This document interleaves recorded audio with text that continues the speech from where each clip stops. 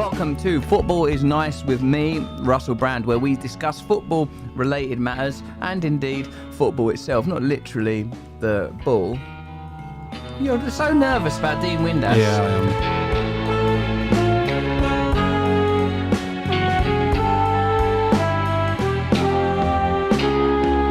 am. On the show today, we've got Bobbyy Zamora, former West Ham legend, and Gareth's hero, Dean Windass, is coming on. I can see what it's done is it's capsized Gareth's personality. It's a crossing of the streams. Is it your childhood's come? Dean Windass is well, why don't you describe for our listeners, there's two of them, who Dean Windass is? Well, look, every fan of every club has got a club hero that they kind of worship. Maybe a lot of them, I suppose, are linked to childhood, to when you kind of started supporting the team. Have you seen my childhood? Yep. If you'd seen my childhood, you'd seen me obsess over Dean Windass. What was it about Dean that you liked so much? There are so many things to like about Dean Windass, from his beginnings at the club. Oh, God. He was let go on a YTS contract by Brian Horton, manager then at Hull City. He came back to Hull. Do you like that happened? Well, I don't know what the reasons were at that time, but talking of full circles, Brian Horton... Full circles I regularly talk about because I'm really good at stitching back. You'll notice that I wrap all this up at the end of the show. Stay with us, listeners. Brian Horton was then assistant manager of Hull when we went up to the Premier League for the first time. Phil Brown was obviously the manager. Dean Windass scored the winning goal and got man of the match in that game, and offered it to Brian Horton, the manager who had let him go when he was a youth player. Oh, man, I mean, so how beautiful. much is that? And then Horton turned it down and said, you deserve it. You deserve it, you know. You didn't turn it down in a kind. I still don't think you're any good. I was right then. I didn't like you then, and I don't like you now, Windass. You can never prove yourself in my eyes. Like, is Horton the disapproving father and Brown the approving father? I'm not sure. No, I think I actually always really liked Brian Horton. I think... we came so close to having Phil Brown on this show. But in fact, we did nearly have him, except it was a different Phil Brown. Well, we asked Jen to... obviously for Producer me, of the show. At one point this week, Jen had told me that not only did we have Dean Windass, but we had Phil Brown. I mean, I was texting everyone I know, including our WhatsApp group. I couldn't believe it. I was so excited. David Squires from the Times, Guardian. Awful, brilliant cartoonist, David Squires. Amazing. Fan. He was excited for me. And then Jen, someone else called Phil Brown who does have a blue tick. Yeah, Jen said, "Is this the right Phil?" He also does football stuff and sports stuff. He isn't the Phil Brown that if you're a football fan, and even maybe if you're not, you might remember because of his notorious halftime speech, wearing an earpiece, sort of very much fashioning himself as the sort of the English Mourinho and stuff like that. You liked Phil Brown? I don't know how you can't like Phil Brown. He got us up to the Premier League. He was such a character, singing as we stayed up one season, giving the lecture at halftime the next season. Are you a fan of a maverick? Absolutely. You a fan of breaking the boundaries? Like, do you like it when someone does something like, say, a new owner of a club goes in there, goes in with the fans? Do you like that? Yeah, I do. I like all of that. I like that. Why wouldn't we? You're in with the fans. Absolutely. You've got to have a bit of character, haven't you? Especially, I think, as a team. It's different maybe when you're, a top 4 Premier League team and it is literally about results. What are we winning?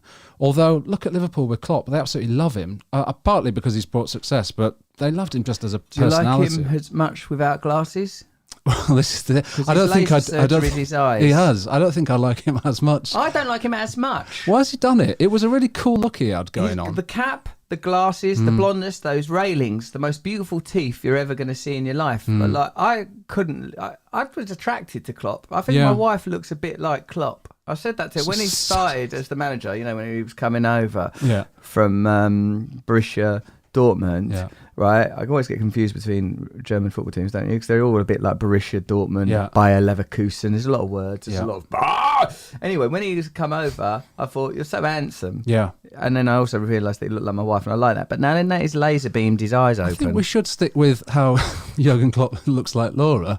I'm not sure that... I don't see it. I don't know about anyone else listening. No, definitely not. But he's handsome. Look at the two of them together. They're similar. Right. The beard? Well, all right, there are differences, but you can see we took the glasses off. The glasses maybe, but the beard. All we need now is for Laura to grow a beard, and I've got my very own Klopp, my little own Klopp that I live with. look, you might not have reviewed this show, Gareth, but some of us. Oh, good for you. Me, Well done. I did review. I've only reviewed it once. That's as many reviews as is required. I want to caveat my whole performance this week on the fact that Dean Windass is apparently going to be on the show. He's going to be on the show, and so is Bobbyy Zamora. Now, look, this is what Jeremy.Arnold31 said. Because I want you to review it. I want you to 5-star review it. If you're thinking this is 4-star, and some people have done 4-star reviews, and I ask you, don't do that again. 5 stars only. We've got 89 reviews on iTunes at the moment. I'd like us to have 25,000 5-star reviews. That's our aim. How long have they got to do this? Not long. That's a hell of an increase. Let's push on, guys. We've got to get those 25,000 5-star reviews up. We're at 89 at the moment. Jeremy says, really enjoyable, irreverent look at football, the culture, and how still weirdly it bookmarks our lives. Exactly. That's exactly what we were going for. This one's from Alice Vici. Excellent is the headline. I love this podcast so much. I too have fond memories of lessons with the wonderful Mr. W teaching us all. Mr. Walmsley. Uncle Phil. Yeah, your people are reviewing this show that know you and know Mr. Walmsley, Gareth's teacher, who used to teach at Gareth's school, the person that taught PE, also taught RE, also taught music. I went to York with my friend this weekend and we had a chat on the way there. He hadn't listened to the show yet. But that's not good, is it? Not yet. Tell him to do a 5-star review. I will tell him. He's belligerent.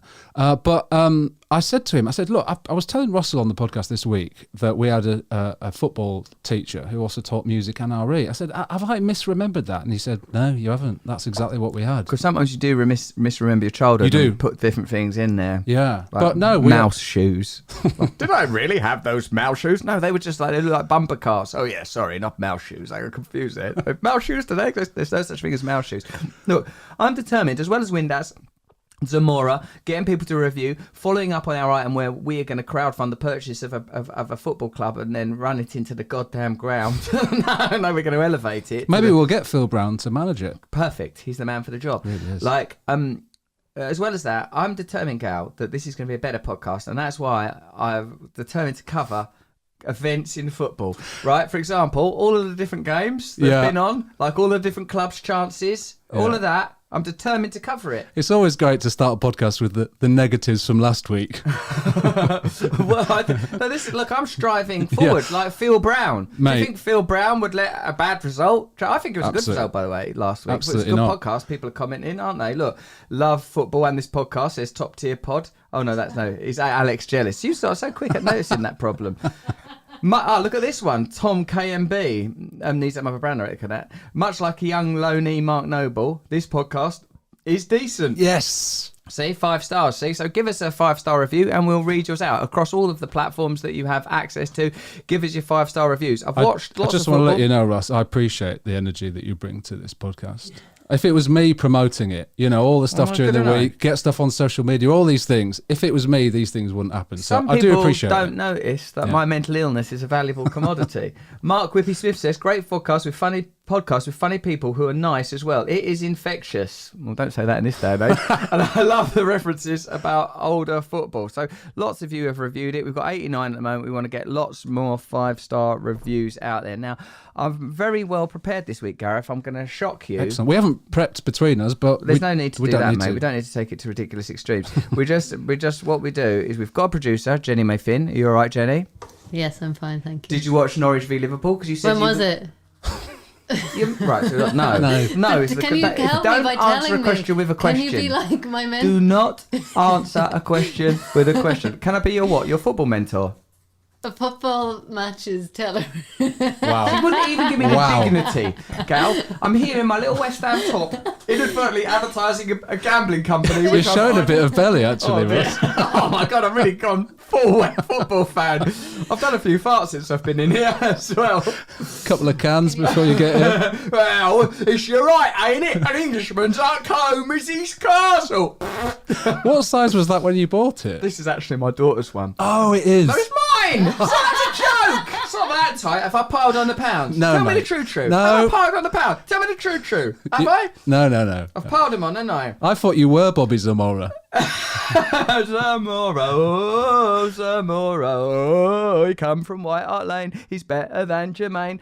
This is the sort of thing I'll be saying to Bobbyy Zamora when he's on our show later if we ring him. Ryan Reynolds never reached out, by the way. Last week we reached... Why not? He reached out. He started our friendship, Ryan Reynolds. And now when I reach the hand back out to thee, Ryan Reynolds, our Rolls Royce, I don't get nothing back. Why that? Maybe we need to approach it in a professional manager. What do you mean managerial? I don't know what I mean. Manner, I meant, actually. And we could go to him with some kind of connection to the football documentary that is going to be coming out at some point for him. So yeah, we're doing your promo for you, Ryan. You don't even return my voice message. Mark Noble, he returned it. Bobbyy Zamora, Dean Windass coming up on the show. We're going to have a variety of guests. We are going to crowdfund the purchase of a football club. This is a show with real momentum. Don't take my word for it. There's a 4-star review here using those very words. I've just had a thought. Maybe we crowdfund a team that play against Wrexham and then form this kind of Wrexham rivalry. And then it'll be Brand versus Reynolds. But he's got the might of the Marvel Deadpool franchise. What am I going to say? Remember forgetting Sarah Marshall in the 2000s? That's all right. It's a good film, wasn't it? People love it. I was good in that. Right, so you, Jenny May Finn, you didn't watch Norwich Liverpool. See how I'm determined to talk about But I want to now? support Norwich, so help me by telling me who playing. Know. They're called the Canaries. I wouldn't want to support. I wouldn't want to support a club whose badge is stupid. What? Would you? Well, you've got 2 hammers on your chest. That's cool. Let's match up cool. hammers. We're Hammers. the Thames Ironworks. It came from an ironworks. Hammer's like someone who couldn't find a sword. No, it's not. I have to disagree with that. I'm actually always very jealous of the West Come Ham. on, you Irons. Because the West Ham, when they cross their arms, there's nothing better.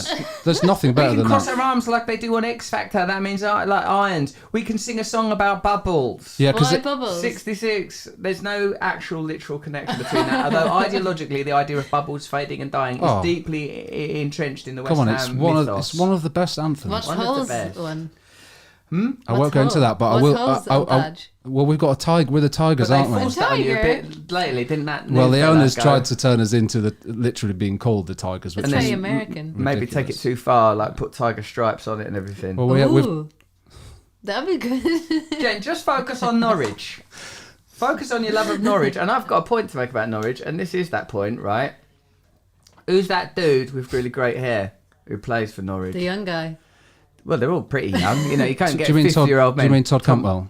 Oh, is it called Todd Campbell? Yeah. Yeah. That's a lovely head of hair. He's Although, got a great head of hair. There's a lot of good hair in the Premier League this year. good hair in the Premier. And this is our new item, good hair in the Premier. Jen, do a jingle for it. Doesn't matter if it doesn't match up. Just a jingle. Come on, Jen. Run the desk. Please don't call me arrogant because what I'm saying is true. I think I'm a special one. Good hair in the Premier. He had good hair. When he first came, good Great hair. I didn't hair. like it when he did the skinhead. No, me neither. I thought it was very strange. At the time, I remember him saying, well, I wasn't happy with the... My life. Yeah, I didn't like it when he shaved it off. But he said, in fairness to him, he said, oh, my barber did a bad haircut, so I just told him to take it all off. We've all been there. He's mysterious, isn't he, Mourinho? He's always been a man of mystery, and now there he is. Yeah. Roma. Now that Nunes is in charge at Spurs, bald head, beard, always an interesting move. Yeah, I think he's a cool-looking guy. Do you like Nunes? I do, Did you yeah. I always like it. I like him? his personality as well. I'm pleased he's at Spurs. I think he did really well at Wolves, and he deserved to go to a not bigger club, but he deserved to get another chance in the Premier League. And I think it's worked out well. I mean, that would take us to the Spurs Man City game. I don't know if we're ready for that yet. Of course we are. All right, we cool. can do this, and don't just because Windass is looming, don't lose your confidence. You can structure It's it. difficult. You've got more producerial experience and skill than I've got. I'm just trusting my luck. I've got my full circle ability. I'll always loop back. Yes. But you've got skills. This is one thing I noticed on Match of the Day too. Is like when they're analysing the games, they can't help but do psychoanalysis, right? They sort of say, like, there's one bit where it goes, well, perhaps everyone's thinking because Harry Kane ain't playing, we'll show you, Yes. and other people are stepping up. But I think that's really mad, isn't it? Because that's such mad conjecture. Because this show is mad conjecture. It knows it's mad conjecture. Match of the Day 2 is sort of authoritative analysis based on clips, but they still end up saying things like, like that maybe Lucas Moura is sort of stepping up out of the...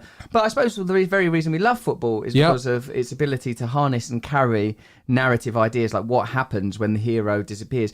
Although I'll say this to you, my friend, because I know you love Chappers, Mark Chapman, host of Absolutely love him. We could get him. We'll try and get him. Oh. But he's on that BBC gravy train. Wish I was. To get him.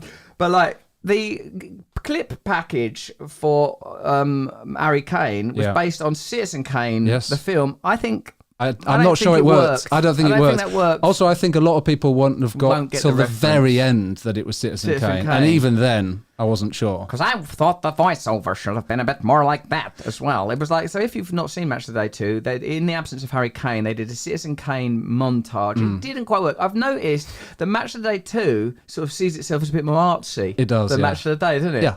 Yeah, it's the cheeky little brother to Match of the Day. Well, I think it's the dirty old uncle because it's sort of trying to be a bit more, hey, we've done it. Like even before West Ham Newcastle, great result for West Ham. Amazing. Their package, there was like fans and there was a bit like, I came with my dad, he came with his dad, and now I'm taking my son. I nearly cried. It was touching. That's the thing that gets you most, isn't it? It was so touching. Yeah, I agree.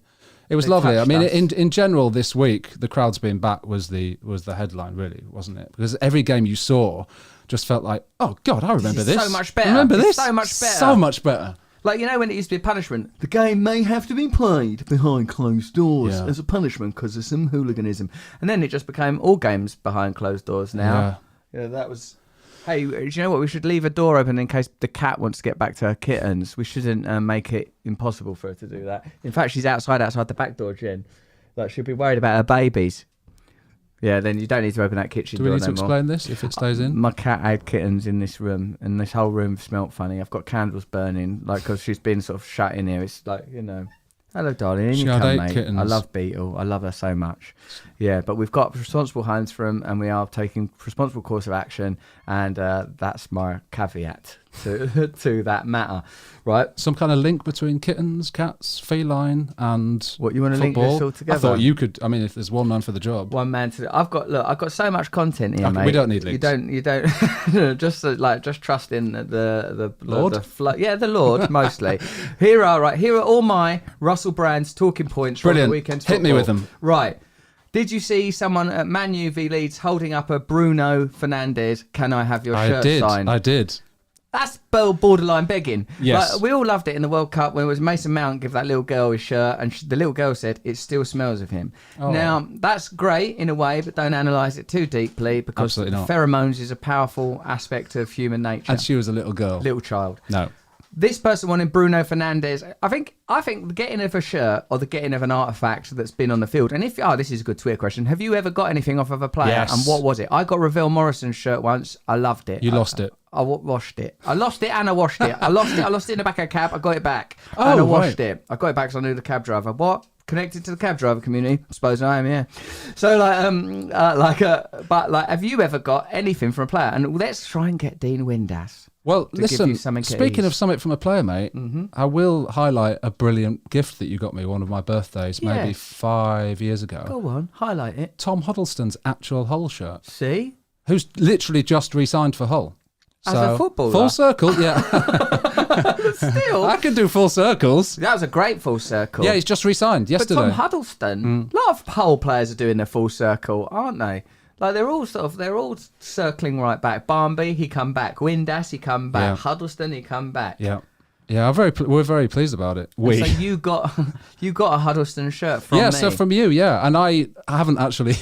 I'm sure they washed it before they sold it because I imagine there must have been somewhere you bought it from. Yeah. But I haven't washed it since I got it. Just the idea that Huddleston, it hadn't been washed since Huddleston wore it. His body's been on it, and there might be some magic. See, there is a spiritual component to the beautiful game. I've said as much for as long as I've been alive. Now, listen, why is it right to try and entice people to give him a shirt? Hold up a sign, Bruno, give me a shirt. I didn't see the end of the game. I don't know that Bruno did give that person his shirt. It certainly didn't show it on the highlights, and it probably didn't happen. I mean, I suppose it's like, is this going to be a trend now of trying to get, of young kids trying to get players' shirts? It does happen, doesn't it? And where does it end? Bruno, show us your bottom. Bruno, kiss me, you fool. Bruno, look like you was once a cartoon mouse and then you turned into a person. Like, for example, which he does, though. Yeah, I love Bruno Fernandes. Well, he's phenomenal. He's quite slim. He's phenomenal, isn't he? Brilliant hat trick. He's quite slim. Now, another thing, because I remember, look at the prep I've done here. Look at this prep. I know Jen's panicking blindly about Bobbyy Zamora, a person who 24 hours ago she didn't know who the hell he was, isn't it, Jen? And like other people in the team are like, Bobby's coming on. Bobbyy. Bobbyy, that's Annabelle who works here. Bobbyy. She was saying it just again and again, like she was like it was someone she'd known once in a dream. Someone through a sepia net curtain, walking through a fog in no man's land. Bobbyy, what's the matter, Nan? Bobbyy, it came to me in a dream. What did he tell you? He said there's a biscuit tin in the garden, buried. We went into the garden, we dug up that biscuit tin, and you know what was in there? It was Bobbyy Zamora. Bobbyy Zamora. He's coming up on the show along with Dean Windass later. But here's more of my points. Good, I like it. VAR, right? They've changed VAR. They've dialed VAR down. Yep. Now, like they've made it like now if you're in line, that's benefit of the onside. doubt to strikers. Benefit of the doubt.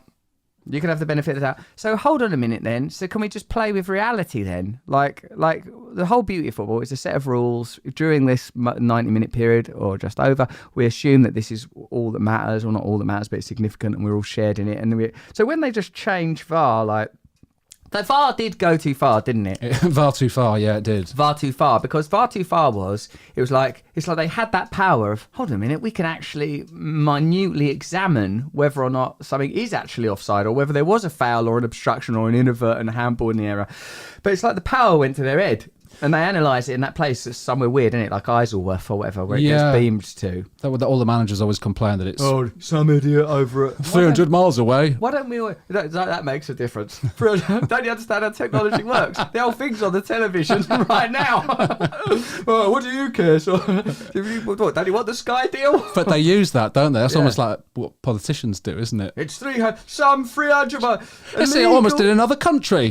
Those foreigners doing our VAR. Coming over here, stealing our goals, claiming there's been a handball. Like, so now VAR is a bit more of a permissive VAR. VAR as it was meant to be. VAR just for when there's like glaring error, like when you watch things like Diego Maradona handball, you know, Thierry Henry, Ireland, like them moments where you think that should not have happened. Yeah. But now that not happened. Yeah, even to the point where that West Ham got that penalty that probably shouldn't have been, but they're the Antonio one. Yeah. Are you affected by a player's number? Because I like Antonio better as a number 9 now that he's literally a number 9. When I grew up, right? If I grew up, players like number 1 goalkeeper, number 2 right back, number 3 left back, centre back could be 4, 5, and 6, always 5. 4 and 6 could be like, you know, sometimes a player like Alan Devonshire was number 6. Sometimes number 4 went to a sort of a midfield player, right? 5 and 6, I suppose, generally is the sort of centre. Like I don't, and like you know, like, and now in commentary, people say he's a number 8, he's a number 10. Yes, like, he's a false 9. Wonderful. He's an upside down 9. Is it a 6 or is it a 9? Riddle me this. Is it an inverted comma? Like, I liked it better when the numbers meant something, and when you didn't get things like, you know, I'm not criticising Trent Alexander-Arnold for having 66 or anyone for having any number. Yeah. But the numbers now, they're out of control. Yeah, meaningless. Messi's just taken 30 at PSG, I think, hasn't he? What's he doing? Because he can't have to. Who's 10 there? Mbappe, Neymar? I think Neymar, he was going to take it off Neymar, but... Well, Neymar... I think Neymar offered him... You can have 10. He did, because he's so apparently happy that Messi's coming back. But Neymar... Messi refused and he's gone with 30. I heard a nice story, speaking of that, actually, in a way that this works in a positive way, is the Wolves keeper who's left now, Rui Patricio, the Portugal number 1, took the number 11 shirt because the keeper previous to him, who was recovering from cancer, and so Patricio said, I don't want it. He's in recovery. But Patricio was like, I'm not taking the number 1 shirt. That is yours. I'll take number 11, which I think is lovely, although potentially a little confusing when you see a goalkeeper with number 11 on their back. Yeah, because goalkeepers should be 1, or sometimes they would, but 13, still a lot of people don't want to use the 13 today. Yeah. But that is beautiful. I see you're very sensitive to touching moments. Would you say you're sensitive to a touching moment? Oh, that's my life. Have you seen my childhood? You are sensitive to a touching moment, aren't you? This is behind all my struggles. Touching moment 1, Dean Windass gives Brian Horton, offers his man of the match award to Brian Horton. Brian Horton turns it down. Touching moment 2, goalkeeper refuses to wear the number 1 shirt in respect of his colleague recovering in remission from cancer. Yeah, lovely. Well, lovely.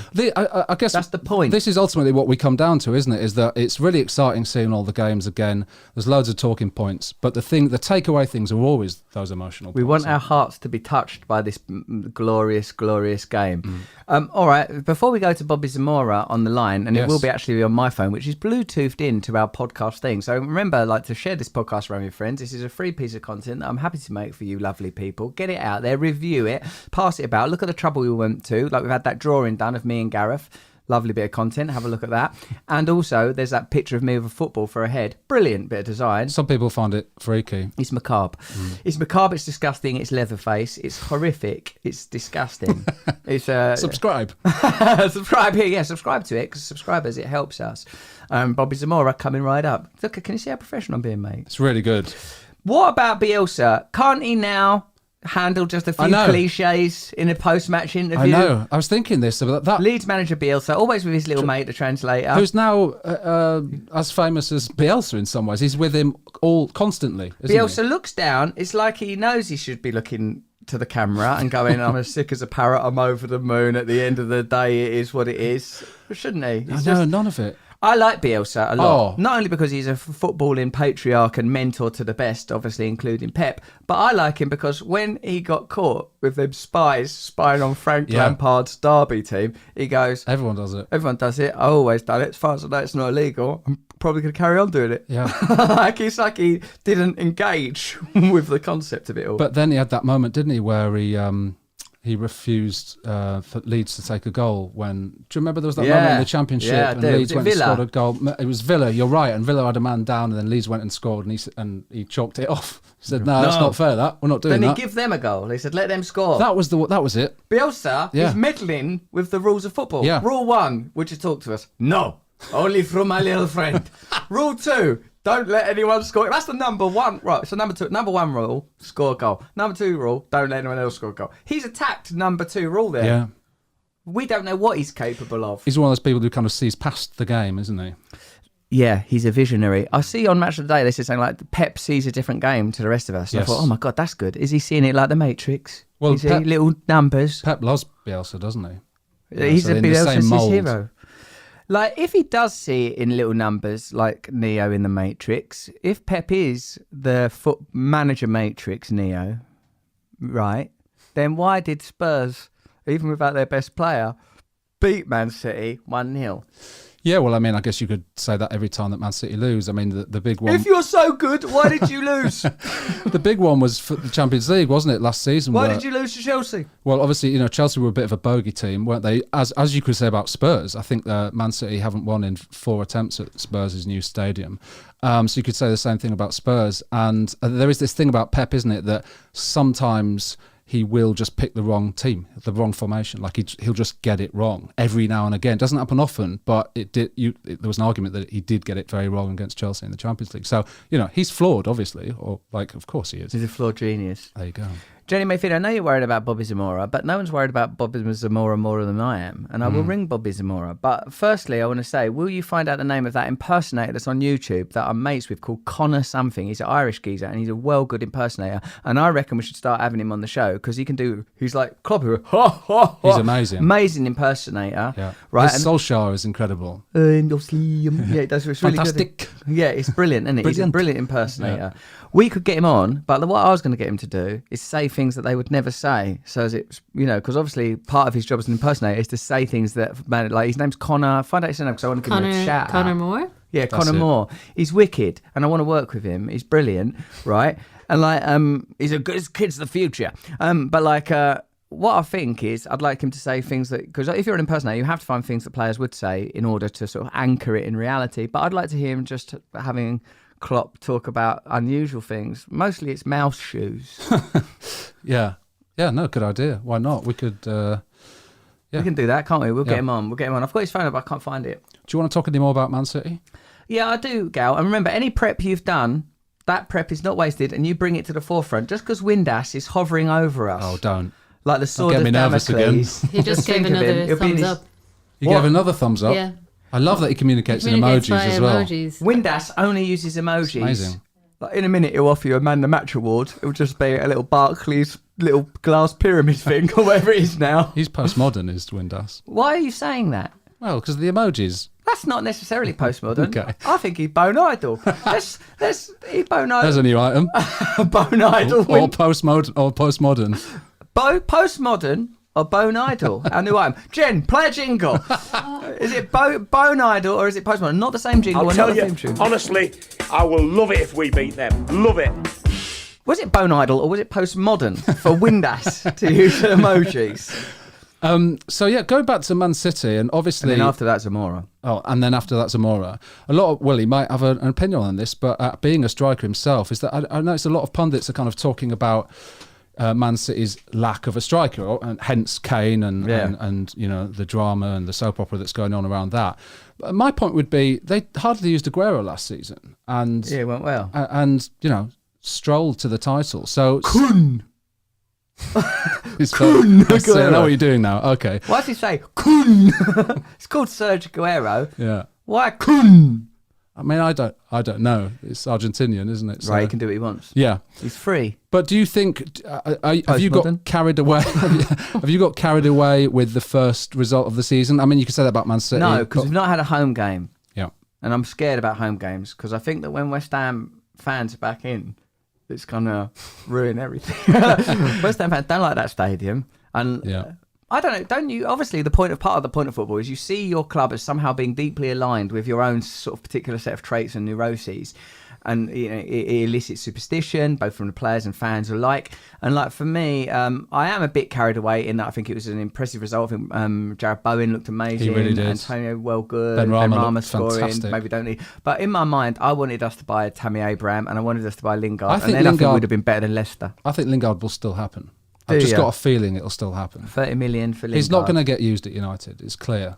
So I like him as well. He's a cool I really bloke. like him. Did you see it when he was watching the Euros with a little bird on his shoulder? He had a little bird. Oh, I love that. Did you see that picture? His own little bird. He had a little canary. Going back to Norwich, it was like a canary or so. It wasn't a canary. I don't know what it was. He had a little bird. He had a little bird, and he was sat in the bar. No, I didn't. But I didn't quite understand. Got a little bird. Lingard's little bird. He had a little bird on his shoulder. Little bird, he told me. I've not been picked. I'm sure I didn't imagine it right at the last minute. I didn't imagine it, but it was very cool and fitted into that image. We're ringing Zamora. Bobby. Oh, I like his phone number. I won't say it out loud, but it's got a good number, Bobby. That is a good number for Bobbyy Zamora. Bobbyy Zamora. We're just waiting now. That is the ring of Bobbyy Zamora's phone. Bobbyy Zamora. Oh, Come on, Bobby. Gareth. This is when... Bobbyy Zamora, is that you? Hello, pal.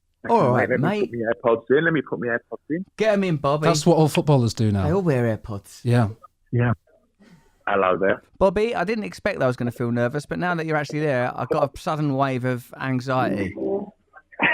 I doubt that, mate. I doubt that. It's true. And I suppose it's because, I don't know, you probably do know this because probably people tell you this all the time. Obviously, I'm a West Ham fan. And when you meet players, it's difficult to see them as normal humans because, of course, I've stood in a crowd and I've sung your name. It wasn't even at a football match, Bobby. That's the embarrassing thing. It was an art gallery. No, it wasn't. It was at a football match. I'm being stupid. Bobby, thanks for joining us on this podcast. On this podcast, we sort of take a humorous look at football and football culture, and we talk about the week's events. Already, we've discussed now. Like, did you see a highlights at least of United versus Leeds, Bobby? Yes, I did. So you see that there's a fan holding up Bruno give us his shirt. Right. What do you think about that? Do you think is it all right to solicit a shirt from a player like that? Listen, you get asked multiple times a week, so it's nothing new. But I do think that probably players, there's that social media element of it now, and that side of it that does encourage players to do it publicly. Whereas in my day, you'd be walking out the ground at Upton Park and there'd be the faces that are always asking for a shirt or an autograph, and there's one or two that are either a little bit cheeky or they've got something about them, and you go, do you know what? Next week I'll sort you out, and you'll slip it on the slide to them. Otherwise, you get bombarded by all the other people that are after a shirt. But listen, it's nice to be able to go and give back a little bit. So a little bit cheeky, putting signs up and stuff like that. But yeah, it's a bit of fun, mate. Not a problem. It's not a problem. It's not like the curb crawling of asking for a shirt. What I like, Bobby, is that you look for people that have got something about them or a little bit cheeky, like someone that you think maybe. Because that would have been me as a kid. Right. Doing something a little bit, try and do a little something, not try and do, but you've obviously got something about you, really, which I'm sure you would be like as well. Do you know what I mean? If you wanted saying, you'd be a little bit cheeky and be a little bit different from the norm. That's right, Bobby. In this life, you've got to work an angle, haven't you? You've got to find a way in life. Mate, so how are you dealing with reality now that you're a former player rather than a current player? What is that transition? Because it's like for a lot of people, I feel like that they make that it's very difficult to move from, like, say for example yesterday, right? I was watching that, obviously West Ham Newcastle, and like the lad in goal was making his debut. Gareth Southgate's there. Yeah. He's his godfather. Fans are back in the crowd for the first time. I thought, how much like emotional pressure is that on one person? And like for you to have to be able to accommodate and do something difficult in front of that number of people and then to not do it anymore, what does that do to you psychologically, mate? You know what? After a while, you take it all for granted. Genuinely, honestly, mate. Go into those grounds, go into like Upton Park, and go into, do you know what I mean, Old Trafford and Anfield. You take it all for granted. You really, really do. And it's only when you come back away from it. I'm not going to lie, first year, second year of retirement, absolutely loved it. Absolutely loved it. You know, a bit of freedom, do what you want, not being told where to be, what time, which is nice. But now, year 3 and 4, I'm like, bloody hell, I miss that. I really miss going to Anfield. I really miss going to United and playing in those huge games and testing yourself against the best. That's what I miss the most, really. Now, realisation is, bloody hell, if only I could go back. If there was a time machine, mate, I would be the front of that queue, I'm telling you. Yeah, right. So it's restrictive while you're doing it because the amount of discipline and everything. But when it's gone, because probably you have to shut it. I was just thinking, listening to them, mate, that you probably have to shut it out in order to be able to do it. Like if you were like, oh my God, I'm playing in front of the cop, like you would go mental. Yeah. I think your first experience of going to those grounds, that first year probably, I remember I signed for Spurs, and obviously my first time in the Premier League and going to those grounds. Thankfully, I didn't start a load of games, so I got to experience it on the bench, young lads, see the players up close, watch them play, train with them. So I gradually got into it. But yeah, certainly, you know, it's a daunting task that first season, and being thrown in, like you say, first game of the season, like you say, Gareth Southgate, godfather, I think it was, and a huge Premier League game, and to have a 4-goal smash past you as well was a bit of a kick in the teeth for any goalkeeper. Mate, but I'm sure he'll bounce back. When you scored that playoff goal against Preston, is that best moment of your life?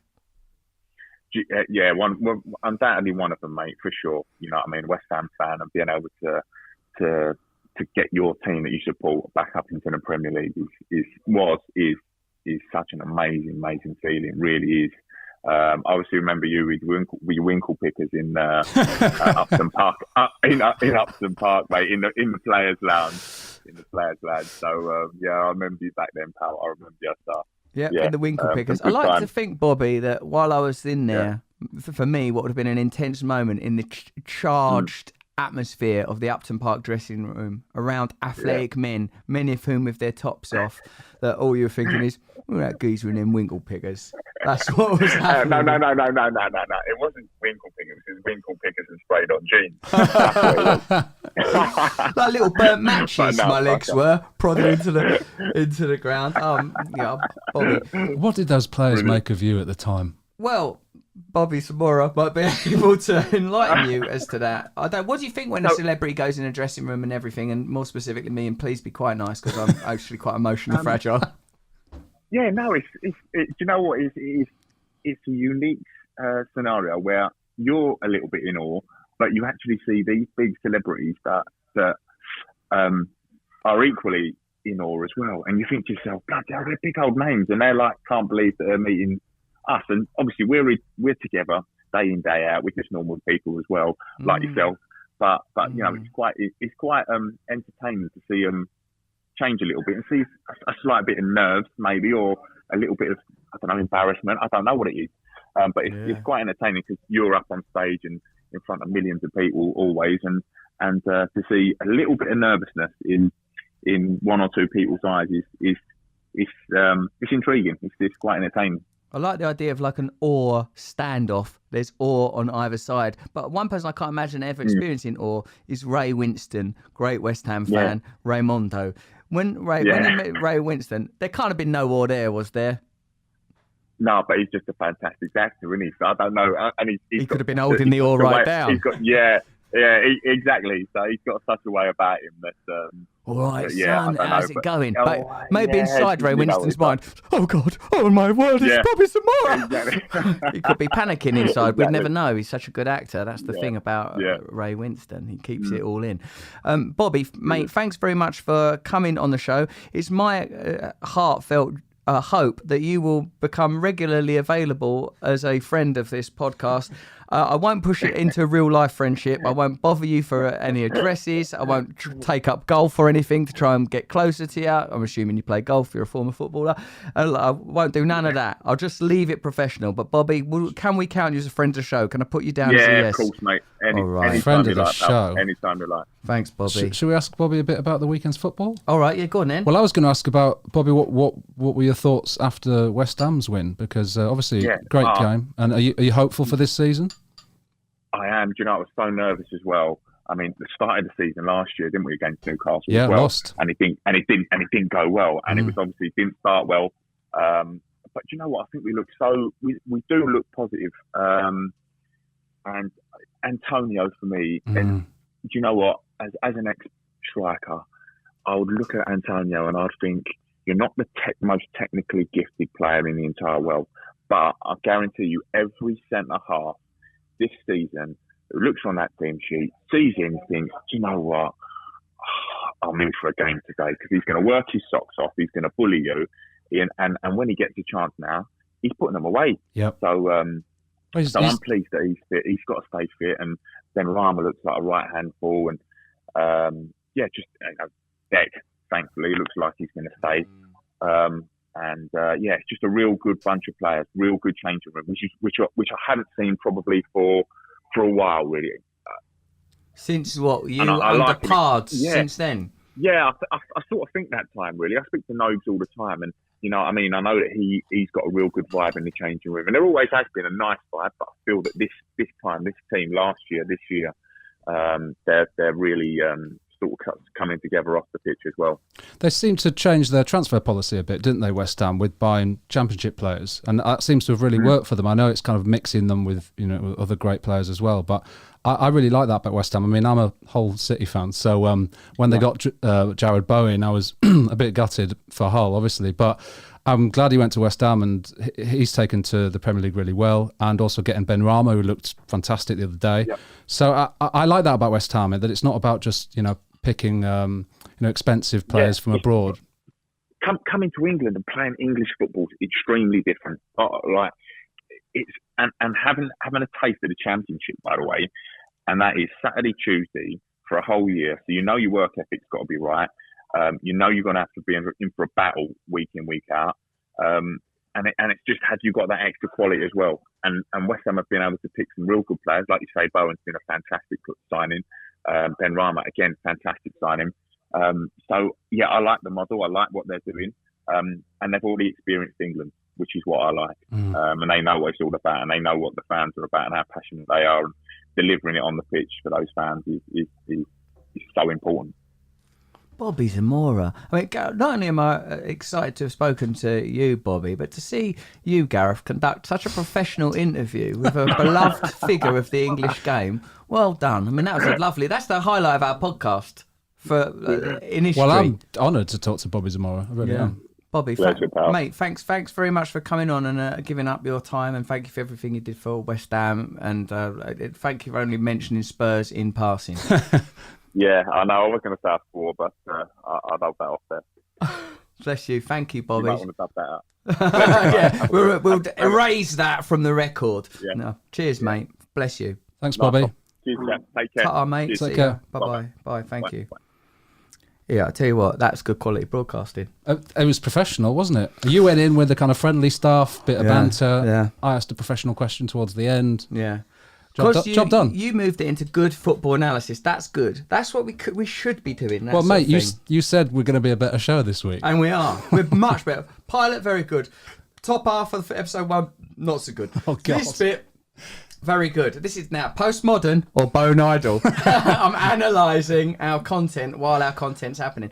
Bobbyy Zamora. I liked him. I've always liked Bobbyy Zamora. I like how he looks. Yep. I like everything about Bobbyy Zamora. I did. Yeah. He was one of those. He was a kind of, not exactly a journeyman, but he went to a lot of clubs, didn't he? And always did well. And obviously had some highlights in the playoff final for you, and then the playoff final for QPR. So I didn't have the confidence to sing that song at him. I thought I might, but I didn't have it. No, I was going to ask him off the back of that, about Defoe and if they're good mates or if he actually thought he was better than Defoe. In a way, he's better than Defoe. I think it's a bit out of order, really, what happened to Jermaine Defoe, because he was sort of badly advised. He was very young when all of that thing happened, when he went to Tottenham and all that kind of stuff. Yeah. But sometimes, when you're a football fan, you have to take on the allegiances and hatreds. Of course you do. Of your sort of team. Sometimes I feel bad about those hatreds. Because Defoe's amazing. And hatred isn't very nice by its nature, almost. And like one time when I was living in Hollywood as a movie star, I was playing the part of a movie star. I see Frank Lampard. Winkle pickers? I'd have sprayed on jeans, little pair of winkle pickers, picking at me winkle, ironically. And I see Frank Lampard come in at a hotel called Chateau Marmont, and then my which is a posh hotel, and fancy and full of celebrities. And in that moment, I was like, oh, it's Frank Lampard. And then I sort of remembered, as if it was Romeo and Juliet or something. You don't like Frank Lampard. You're not allowed to like Frank Lampard. But that's he's a human being and he's nice. And what about when he rang up one time, he was getting coated off on the radio, and he rang up and goes, you're out of order, you. My sister's listening to this. And he humanised himself there. Yeah. I don't agree with hatred. I loved that. I loved the Redknapp interview about, when he supported Frank. I'll tell you something. Talk about emotional moments. Wow. Yeah. Sorry, do what he said, mate. This boy. I'm married now. This boy, and it was a press conference where West Ham fans was against Frank Lampard because his dad, Frank Senior, a member of the West Ham coaching staff and former West Ham player, they assumed it was what's that called? Nepotism. That led to Frank being in the side. So, and because they said he was overweight and these kind of things. They did say big fat Frank and all those kind of things, which is actually out of order, and that's another type of hatred. And also, he wasn't fat, was he? Not at all. Why are they saying that? I mean, if he was fat, I've got serious problems. People singing that song were dreadfully overweight, but then we shouldn't be bullying them either. They're allowed. No one should be bullied. All right, what did you think about Ian Wright and Shearer reunited after the Euros after being split by the ITV-BBC divide? What did you think about that? I love having Wright back on. Oh, I love Ian Wright. I love him. He makes that program. I love all of them. Love Lineker, love Shearer, but it's different with Wrighty, isn't it? And there was the time where he didn't do Match of the Day, wasn't it? He had a period away from Match of the Day, and then the BBC brought him back, and he's absolutely fantastic. ITV very lucky to have him, but they had a good lineup as well. It was ITV, tricky. They had Keane, they had Gary Neville, Wright. I mean, that's an amazing lineup, but also BBC. I liked them both. I know people were picking sides. My mates were like, "Which one are you going with, ITV or BBC?" I was like, "I think they're both good." How much partisanship do you need? Why do we need to argue? Which team do you support? I support Hull. Which pundits do you support? Only Roy Keane. I'll kill anyone who dismisses Roy Keane just through hyperbole and belligerence. I didn't need the pressure. Which bit of Roy Keane do you like? Only his left hand. Do you like it with a beard or without? Only with beard. I liked it when Roy Keane went mental beard. Yeah, mental beard. These are the bits of Roy Keane I like most. Walking Dogs, Roy Keane. Yep. Big beard Roy Keane. Let's get Roy Keane. Would you be a handle having Roy Keane? I don't know if I'd be as professional as that. I'd be so scared. I am scared of Roy Keane. He's a man of cork. He's a man of intensity. But what I think would happen if I ever met Roy Keane, they say in chemistry, if two elements react at all, both are changed forever. Now, I think if I meet Roy Keane, we will both change forever. Would it be for the better in your case?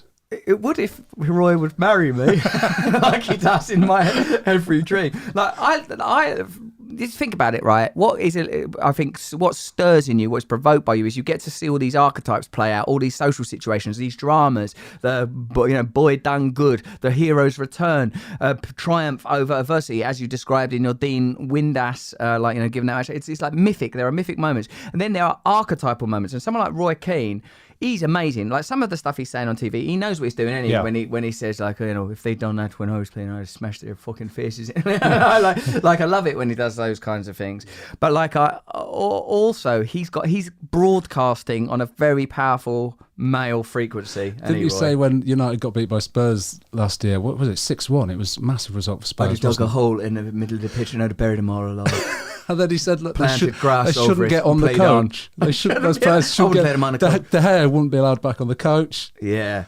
Maguire, I think he said the same about. I mean, he's absolutely amazing. Like Roy Keane's willing to take it to who's allowed back on the coach. Like he's going to do a door policy on the bus back to Manchester. He's also, image-wise, that the way that he goes between short hair, slightly longer, spiked up hair, beard, no beard. It seems to change every week. It keeps you guessing. And what about skinhead Roy Keane? Yeah, skinhead Roy Keane as a player, and then cropped hair Roy Keane. Yep. Like I feel, I want Roy Keane to be a better manager. I'm not criticising Roy Keane in case he ever comes on. Or is that possible? Like, don't you think? Well, he did great at Sunderland, didn't he? Yeah. And he got him promoted. He got him promoted, didn't he? And then after, was it Ipswich? I mean, my knowledge of Roy Keane's managerial career isn't the best. I think it was Ipswich, and then I think he just hasn't done anything since, has he? So I don't know. It did seem to work, but I mean, you wouldn't want him to not be a pundit, though. That's the thing. You would be taking him away from punditry. Why weren't Gary Neville a better manager at Valencia? He says he's never going to do it again. Yeah, amazing pundit. Amazing pundit. But what did he say? Who said that? My team's play. Was it Allardyce? Who said that? My team's play. Oh no, it may have been Graham Taylor. It was Graham Taylor Day, wasn't it? It was Villa versus Watford. Graham Taylor Day. We've got a Graham Taylor sting. Go on then. Hold on. Oh, fucking! Do I not like that? And that's to commemorate Graham Taylor Day and honour him, because he's a person. Like, is there anyone who incurred so much derision at the hands of the British tabloid press? It's pretty out of order, isn't it? People go too far. I remember with Bobby Robson, he was sort of like that. They ripped him apart. They really did. And then they sort of went, "Oh no, that never happened." They try to pretend they don't do it, but they do. They really did. It was awful, that. Yeah, they're I out love of order. Bobby Robson. Lovely old granddad Pops Bobby Robson. God, love him. Right, wait a second. I've got so much more content. I like still. this is a good format. You bring up something and then I'll elaborate a bit. Yeah. That's a jingle. Right, here are some trite observations. Ashley Young does look very young. He really does. For He's someone not changed at all. He really hasn't. It's incredible. It's like Genus, however you pronounce it. Oh, yeah. He looks exactly the same. I worked on a show where we compared, when everyone got obsessed with how 10 years younger, there was that hashtag going around 10 years, and everyone did it. And on this show, we showed Genus now and 10 years younger. Exactly the same. It was incredible. But you're right, Ashley Young is absolutely amazing. Back at Villa. Yeah. Don't look a day older than when he first played for him. No. Right. Who do you think is the most surprising looking manager that if you met him and you didn't know him and you went, "What? You're a football manager?" Yeah. Is it Thomas Tuchel? Yes, probably is. Because he's like, what is he? Sort of a baby alien. Yep. Certainly, I wouldn't have pegged him as successful football manager. I know, because what is it? Has he got a massive brain? He's got a massive brain, has he? That might be it. Yeah, he keeps it under his baseball cap. And also the stuff they're wearing now. I know. Did you see the Chelsea? I thought they've got quite a cool kit, I will say. What, that little bit of lime green under the arm? It's quite nice. And they've got a lovely away kit this season. It's my theory of good kit wins you a title. I think it's going to happen with Chelsea. Good kit wins title? Well, that's your theory? That's my theory. Back that theory up, Liverpool, please. when they won the title a couple of years ago, best Liverpool kit in ages. Was it? Little pinstripe in the middle. Yeah, it was lovely. Harking back to the Crown Paints absolutely. days. That's what it was. And I was like, they're going to win the title. Because they're harking back. They're harking back. It's going to happen. Chelsea this year, it's not harking back. It looks very modern. They're moving forward. They're moving...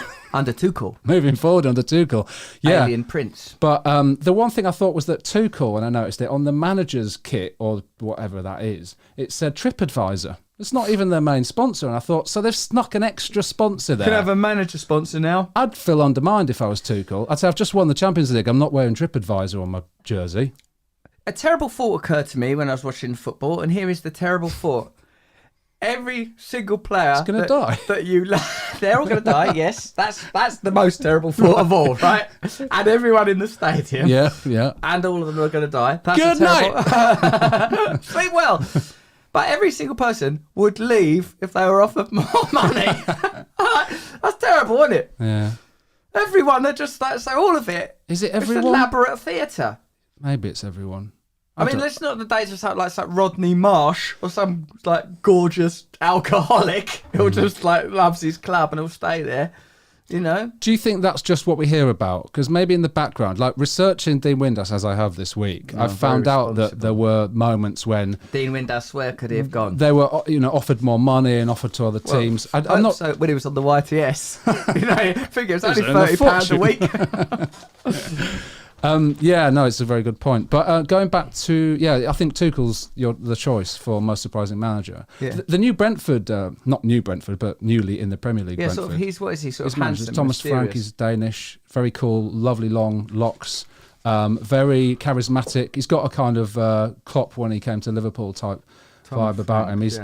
Brentford have got a good feel about him for me, not just because they beat Arsenal, but they've been on the brink. They're like Leeds were. Like they've been in the Championship brink, and then once they puncture the brink, I feel like they're this season's Leeds, definitely. They play great football. I think you're right about that. Now, is Daniel Farke a surprising looking manager? Because he sort of looks like, which manager do you most think looks like you could be mates with him?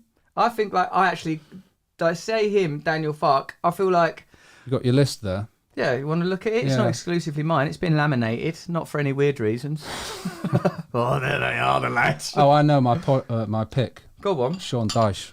What about what? He's the most surprising. He's the most manager-looking manager. He's the most manager, in but history. in terms of who I could get on with, he's really funny. An Dyche. Have you seen a lot of his press conferences? Go on, give me an example. Oh mate, I can't do it justice. He's just he's always doing puns in his press conferences. Very funny man, and he's got that voice. You know. How's it go? Is it a bit like that? That's right.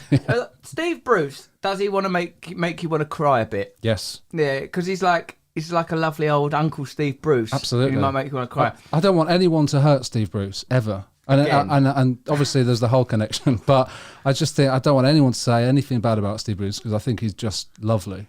Which manager would be the best evil villain in an evil villain film? You're allowed to look at the thing. It's Tuchel again, isn't it? Nunez could be a good villain. Nunez would be excellent. Sorry, Nuno Espirito Santo could be a good evil villain. Moyes, no. Bielsa, no, because he would be translated. Like he's not even fully it takes the edge off, doesn't it, when you have to have a translator? I'm really hoping Patrick Vieira is going to work out as a good manager. It's a risky one, isn't it, for Palace? Was he good when he managed like Man City in America teams? I think he had a mixed record. I think he did well in America, did okay in France. It's a risky one. I think I was listening to some pundits talk about Palace post Hodgson. Is that Hodgson, and not only have loads of players left, but that they were absolutely drilled at Palace to play exactly Hodgson's way, and he had them for a few seasons. Dean Windass available now till end. Oh, good God. How are you feeling? But I'm feeling all right. I mean, I'm trying to talk about Crystal Palace, but I admit I've lost all interest. Just imagine Dean Windass, his mind and your mind connected by words. At last. You swallowed then, didn't you? Yeah. Just think about Palace. You were saying something about Roy Hodgson. I think they're going to struggle. What Palace have done, and it reminds me a bit of when De Boer came in and had an awful time at Palace and was sacked in no time, is they've really made an effort to move to promoting youth and buying younger players. It's a real shift in terms of how they play and the types of players that they've got. They've let a lot of experienced players go. I know Cahill's gone, Townsend's gone. And they're the ones for me that I would worry about initially. I mean, obviously, like Norwich, a kind of perpetual yo-yo club, you would imagine that they will struggle again. But Palace might be the surprise this season for me. Do you think so? What do you mean? Performing well? No. I think in terms of potentially being relegated, I think it's a tough job. He obviously knows the Premier League very well, never managed in it, and really has to implant a whole new philosophy at Palace. And I don't want Vieira to lose his dignity. Neither do I, because I love Patrick Vieira. I mean, what a fantastic player! And seems I like it when he done punditry with Roy Keane. With Roy Keane, that was lovely, wasn't it? There's still tension there. There's the corridor tension, the pizza tension. Yeah. I hope Palace do all right because actually 3 teams have got to go down. That's just the nature of the game. That's the way you can't it is. argue with No, it. you can't. That's a simple matter of it. I mean, Palace fans, let us know your thoughts. Are you hopeful? Are you nervous? What do you think about Vieira? What do you think about new signings, about letting certain players go? And do you think that Jesus was real or more of a metaphor? That's only Palace fans, though. I don't want anyone else's opinion on the historical versus mythical Jesus. Only if you're a Palace fan. Palace fans, historical or mythic Jesus? Lovely kits always. Pick one. Palace fans. And Jesus. Simple white robe. There you go. Or just the trunks. Those are the options with Jesus Christ, our Lord and Saviour. Now, hold on a sec. I've got a few more points. Yes. First, I want to follow up a bit more on that, what was he called, that goalkeeper, Woodcock or whatever, Woodman. Yeah. Him that was in goal for Newcastle. Think about that level of pressure. Right, this is it. It's his debut for Newcastle. Fans are back in the stadium. He's in goal. His godfather's Gareth Southgate, who is also the England manager, who's there. That's too much pressure There's on so for one much pressure. person. Any one of those things, that's enough pressure. Yeah. Have you ever, think about that level of pressure. Here's your godfather. What's he going to be doing? He's going to be watching you in goal for Newcastle. He's also the England manager, and you're up against Antonio, revitalised, number 9 on his back. You'll save a penalty, but then it will go in from the rebound. Oh, it's a shame. Too much pressure for a lad. Yeah, I was ashamed. He did well actually with the initial save, didn't he? Well, yeah, it's all right. But I don't, I'm trying to give him something. Yeah. right, because he's just a lad. He's Yeah. just a lad. He'll bounce back, won't he? Of course he will. I hope he bounces right back. I mean, it's precious. I mean, playing at St James's Park, it's a fortress as well, isn't it? It's a great big place, tons of fans. Mike Ashley's exploiting them ad boards, mate. Yeah. You know those ad boards? Sports Direct everywhere. They've took the piss with them. It goes. I think they shouldn't have been allowed to move. I think it went wrong when they started doing that dog. Yeah. When they started doing that dog, that was wrong. Now what they do at Newcastle is they add the billboard electro dot matrix billboard thing around the edges, LED. It goes one way, then it goes the other way. It's confusing. It's confusing and it's transfixing and it's hypnotic. And it's using Mike Ashley has obviously gone, I own them. I put Sports Direct up all over that. I don't know if that's how he talks, because no one does, because he's mysterious. Except for, remember, there was a bit where he had his top off and I think went in with the fans. I may have took his top off in my mind. No, I don't think he's But going to have his top off. He was with the fans, though. And of course, Newcastle, because there's so many of them, have A lot got of them their top do off. have their tops off, yeah. Top's coming off, Linkford. All right. Oh, we're the lads. Off comes the top. My own top's peeling up. I've put on a football top. I'm turning into a genuine football top. I've piled on the pounds. I'm 10 kilos overweight at bare minimum. Get to St James's Park, will you? I will do. I should have been there. What's your next note? Scrawled on the back of a piece When of you paper. are a football fan, we've discussed this a bit, there's the good too good paradox of a player unless you are a top 4 club. Good too good paradox. Go on. Declan Rice, too good. He's going to leave. Yeah. Antonio Bowen, good, not too good. I think Antonio's probably where he should be. I'm not saying he couldn't play at a high level, but you can't get much higher than 6th. And he's probably not a top 4 club player, is he? Although he's absolutely wonderful for West Ham, like backing up what Bobby was saying earlier. Bobby. He's joint top scorer now for West Ham in the Premier League. That's Saw for that someone that with he's Paolo started Di as a right Canio. back, didn't he? He can do what he wants. It's unbelievable. Put him in goal. But yeah, you would say Have his godfather in the crowd. Do Yeah. what you want to him. But I would But do agree. you remember at Christmas, he did drive his car through someone's house dressed up as in a fancy dress. Do you remember that? No. Mikel Antonio, last Christmas, I gave him my heart. Last Christmas, or one of the Christmases, I can't remember the exact order, he drove his car by mistake, obviously, with no mitigating factors or conditions. Absolutely not. Through someone's wall. And I think he might have been dressed as Father Christmas or dressed as something you wouldn't expect. That's an old school football story, is that? Well done, Mikel Antonio. Right back, wing, centre forward, Yeah. in your front room, dressed as Father Christmas. He can play anywhere. Anywhere, put him wherever you like. Honestly, Jenny, Google what he was dressed as. Go on. I bet you can find out. Look at Jen. She's the producer of the show. Mind you, Jen, do you feel like you've been included enough? Do you want us to tell you some more? Go on, what do you want to say? Have you got any points? Well, No building up? points. Well, why don't you start by at least knowing when Norwich play? I had a lot Then on we can this include week. you. Okay. Yeah, you did. Jen, It's true. you're the Can producer. you tell me when the Norwich games are on? They're generally every Saturday or Sunday. Oh, Look out I for them. missed it. Sometimes it'll be a Monday night or a Friday Should night. I go to a pub to watch it? No, Jen. You mustn't. Not the room where you live, out in the countryside of East Anglia. Is it on the what station? Station? That's not even the right word. What do you? What station is it on? Channel!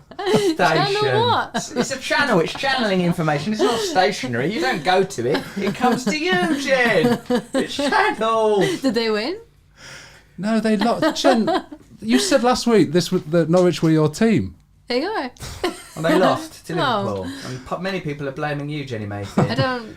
And the crap badges. See, like, let's just do a few run-throughs. Arsenal, a gun, quite good. Aston Villa, a lion. Brentford, a B, crap badge.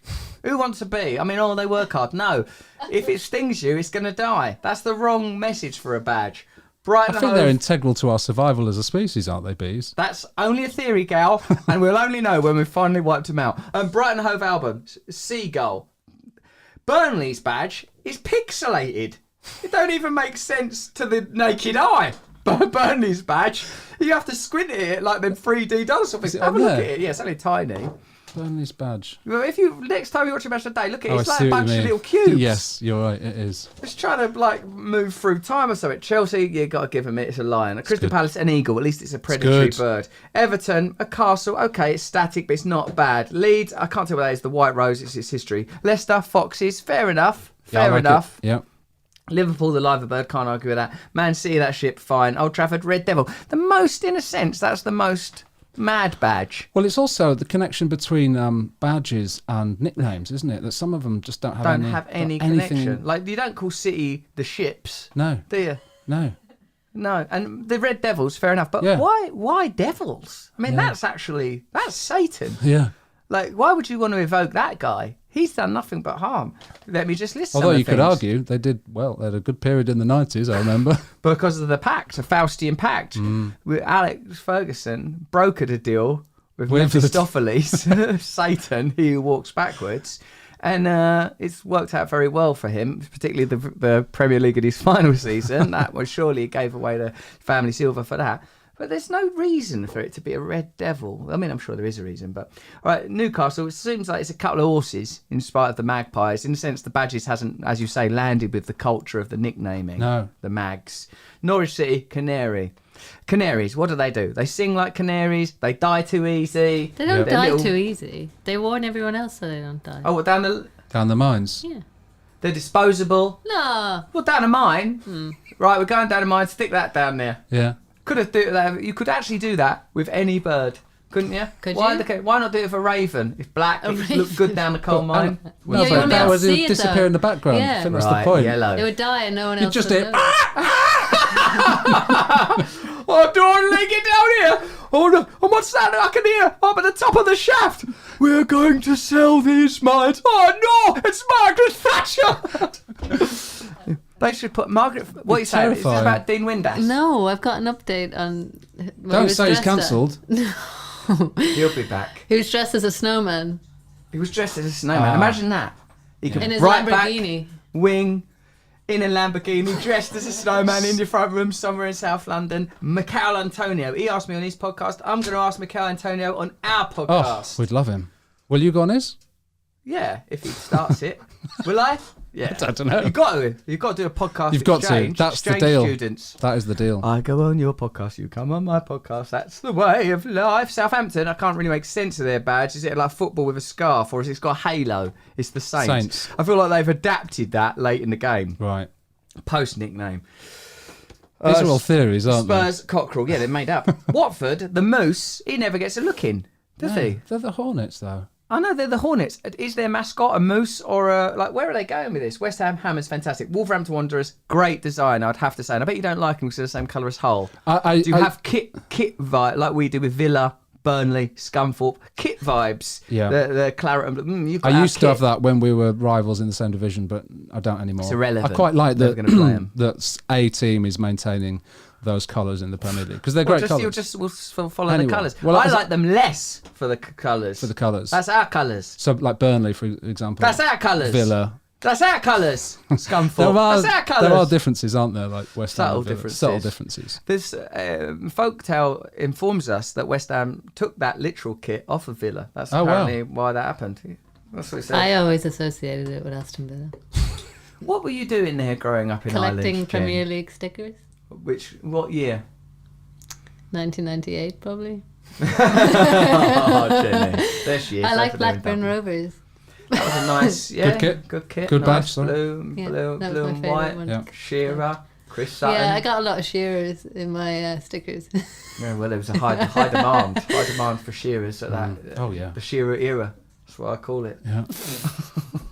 Shall we listen? We're on 72 minutes. I know we've got to finish. Minutes for Dean Windass. Hold on. Well, we're going to need a roundup, aren't we? There's going to need to be a roundup. You're right. But before we finally tease you over the line and into the loving arms of Dean Windass, will you please tell me what tweets we had in response? Because we're meant to maintain a relationship with our listeners. Now, remember, didn't we get tweets for didn't we ask what football club should we buy? I'm thinking, by the way, Maidenhead. That's what I want us to get. Theresa May's club. Well, Alan Devonshire, former West Ham player, manages it, and it's not far from where I live. So those are the two reasons I'm thinking about it. I don't know how much it would be. This is not we don't want to be big shots, do we, Gal? We want fan-owned, collective, democratic football team run by the people, for the people. That's what we want. Now, my pitch is Maidenhead. What's your pitch? Use the hashtag #FootballIsNice and tweet us or Instagram us. I don't know how you communicate these days. And tell us, what football team would you like to crowdfund and what principles would you like to see at play? Should all our players have a particular haircut? Should all of them have moustaches? Well, it sounds Shall more we have different cultish genders? Sounds more cult-like now. The whole thing is drifting towards the cult. I recognise that. Does Ed Sheeran do something with football? I don't with Ipswich. Did he pay for their kit? He certainly could do. I mean, I can't imagine the Ipswich are in such hard times with their horse. The track. They're called the Tractor Boys. Their badge is a horse. Like it's too rural. But they should be able to afford their kit. Yeah. They shouldn't need to rely on Ed Sheeran's money. Yeah, because I've to bought wear clothes kits for teams that I've played for, and they don't cost much.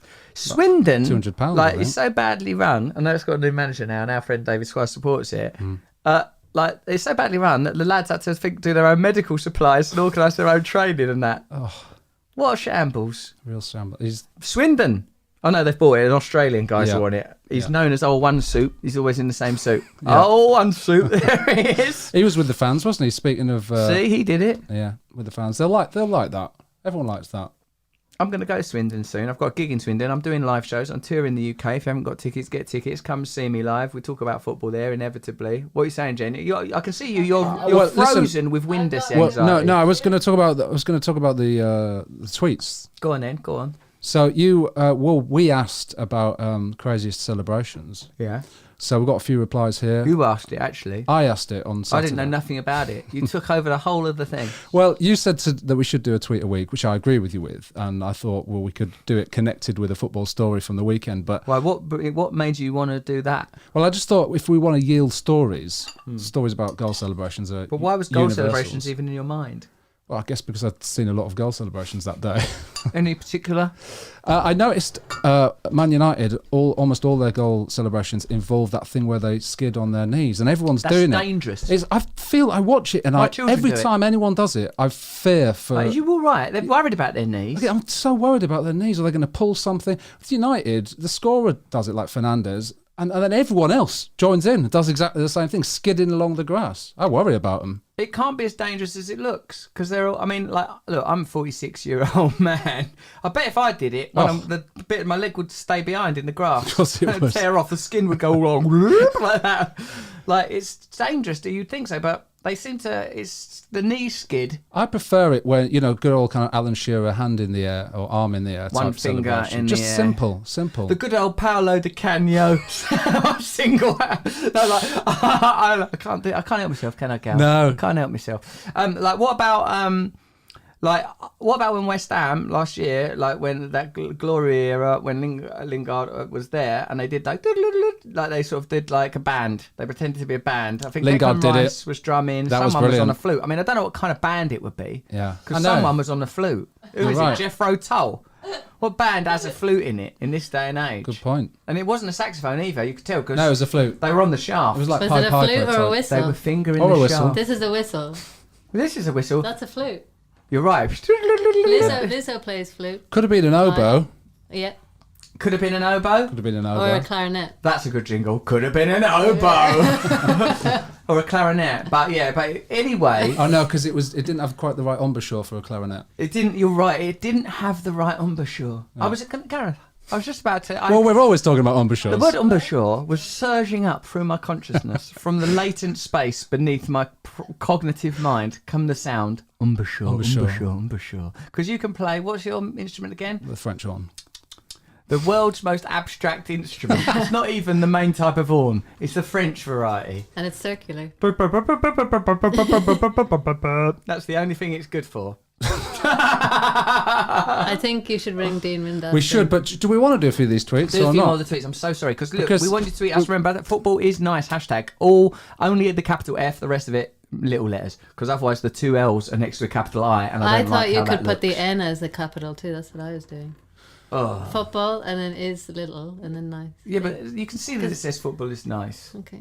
Well, you can do all right. Use either and let the people decide. Yeah? So look, in response to your question or my question about goal celebration, so John Vella says in an over 50 Sunday League match, which already sounds frightening and terrifying. Although maybe it's nice. Maybe you get to 50 and think, it doesn't matter about the result. But I don't think that's true. I've had a good innings. I might as well have a heart attack on Hackney Marshes. I have played football in my 40s, which I am, and no one takes it any less seriously. So I imagine this is still pretty competitive. Anyway, John Vella says... Jenny does walking football. Oh, yeah, I've played with the over 50s walking football team. Walking? Yeah, because there's like 50, 60, 70-year-olds on the team. If you're 50 and still only able to walk... No, because it's a varied range. What kind of fitness level have you got? Because it's so difficult. I can't go into a canter or a trot. No. I've got to stay at a walk. It's really hard on your calves because you have to really prevent yourself from running. You can feel the resistance? Yeah, it's really difficult because you want... And women and men play together. But it's really intense. It's really no contact. It does sound intense. No contact. And contact. You have to really try not to But what run. if the ball goes out? What do you mean goes So out? do you just walk to collect the ball? Can you run and get it? Oh, yeah. Right. So that's the fastest thing, the most exhilarating moment. But if there's crowds watching, do they get excited when the ball goes out? Oh, God, he's running! And it's a world record. They covered that 20 yards. You have to be more skillful because you can't just run around. The ball's over. You can't play it into space. It has to be to feet. That's really bad if you play into space. I mean, I've seen... Pogba would be ruined. I get bored by some Premier League 0-0s, let alone walking football match. It's so everyone can play. Hey, you sexist pig. Not women, the old men. You ageist pig against the old. They thought I was 16. Which was a bit embarrassing. Interesting choice of age for these elderly strolling men. Are you exactly 16 or over? So yeah, well, do they have to walk you back to your car? No. It's quite funny. Right, as soon as the game finishes, right, let's get you back to your car. Everyone sprints like Usain Bolt. Listen, let me read this ruddy tweet. Play a jingle, Jen, and it's the perfect time. I'll tell you, honestly, I will love it if we beat them. Love it. I'd love it if I could get to the end of this tweet. Well done, Gal. Thank you. John Vella, in another 50 Sunday League match, I feigned a heart attack as part of my goal celebration. It didn't go over well.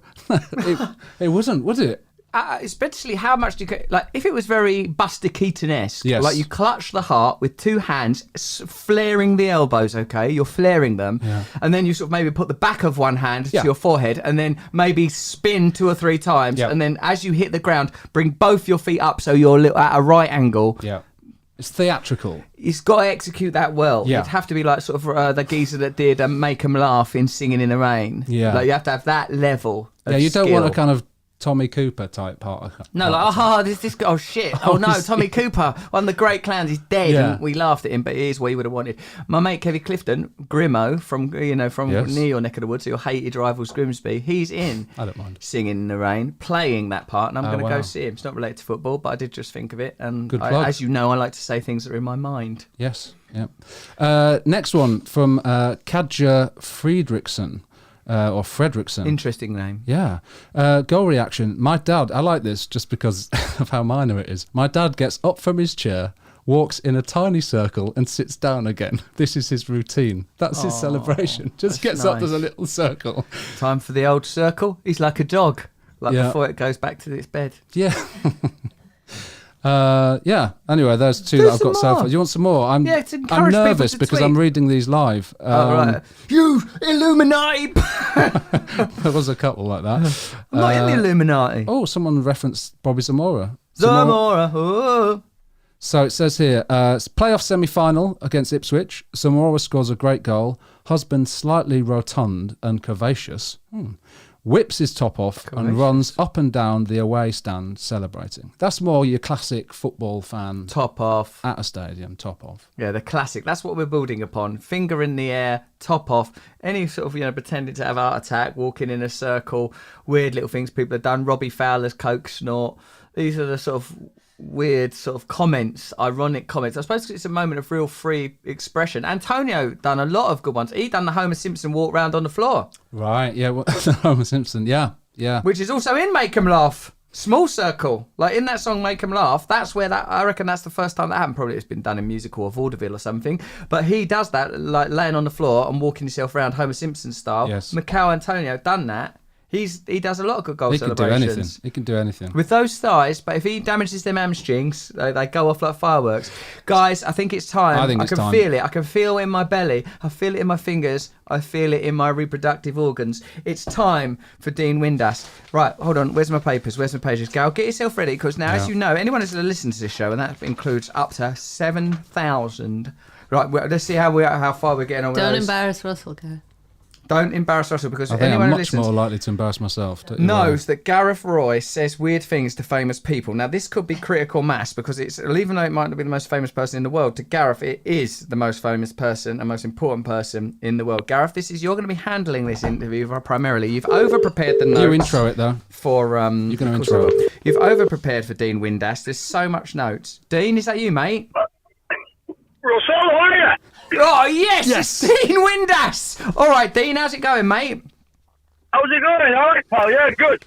Dean, we already love you. My mate who I do the show with, Gareth, he's a Hull fan. You're his favourite player ever. He's nervous. I can already see beads of sweat appearing on his forehead. We all love you, regardless of our club allegiances. Thank you very much for coming on the show. Yeah, no problem. Pleasure. Thanks for inviting me. Mate, how come you communicate mostly with emojis? Because I can't be asked to text, probably. Of course, that's right. Because we were doing an item. Is it postmodern or is it bone idle? We wondered if you was using like the emojis as some sort of comment on the idea of communication. I said it's probably because you can't be asked, and it turns out I was right. So I've won that. Now I want to hand you over, mate, into the capable hands of Gareth Roy, Hull City fan, and a man to whom you are an idol. I may see you as a man fallible, great athlete, a great footballing pro, but to Gareth, you are as close to Jesus Christ as it's possible to be without the crucifixion, though I'm sure there's been points in your life where it would have been preferable to what you received. Well, hello, Dean. This is Gareth. How are you? You all right? Yeah, I am incredibly nervous, actually. So it's genuinely... don't worry genuinely, I'll start just by saying I hope you're aware of how beloved you are by the people of Hull and beyond, I'm sure, but how much of a kind of hero you are to certainly people of my age, but obviously people much younger as well. Do you know that? I often think, are players aware how loved they are and how much people think of them? Because I know, since you stopped playing, obviously when you left Hull, and I wanted you to play a lot more in the Premier League that season where we came up, where you'd got us up with the greatest goal in playoff history. And then obviously the next season at Hull was a bit tricky and then you left. Are you going to let Dean speak, Gareth? I am. I guess. Or are you going to get Dean Windass, your hero, on the phone and then just tell him everything he's ever done? Well, what I was leading to was to say, are you aware of how loved you are? Is my question. Listen, I live in Hull, so I'm a local lad, as you know, and obviously wherever you go, not just in Hull, but I think Russell will tell you the same, is that, when you're in the public eye, you sort of can't go anywhere without anybody coming up to you or, asking for a selfie or whatever they do. And I listen, I'm very humble. I'm, as you say, I'm just a local lad from Hull, and obviously I was just wanting to play for Hull City as a kid growing up with my dad going to Bulletins Park, and and obviously to achieve, not just to go at Wembley, but obviously to get released at the age of 18 to say that because I was too small, and then obviously to return back to the club at the age of just before my 21st birthday, then moving on to Aberdeen, still closing the gates and selling me for $750, and then obviously scoring the goal at Cardiff away to keep us in the Championship. So listen, I've been on an unbelievable journey, and the one thing about it is, and Russell will tell you, when you are in the public eye, you sort of get scrutinised a bit, and people always judge you, and yeah. But living in Hull, wherever I go, people, even now, is it 12, 13 years ago, I scored the goal at Wembley. You go walk down the street, or you go to Morrison's, or you go wherever, and they go, "Oh, remember, I was there, Dean, when you scored that goal." And if I had a pound for everybody who said that, I'd be rich again, like Russell. So it stays deep in you. There's I suppose one of the things that interests me, I've obviously been a football fan my whole life. As I've got older, I've started to look at why it's so important to people and why it has such resonance. One of the things Gareth brought up was when you got man of the match. I think was it in a playoff final, and you gave your man of the match award to Brian Horton. Offered it to Brian Horton, even though he was a player that released you when you were younger. What in that moment? What were you communicating, mate? What was it that you felt, and what was you saying with that gesture?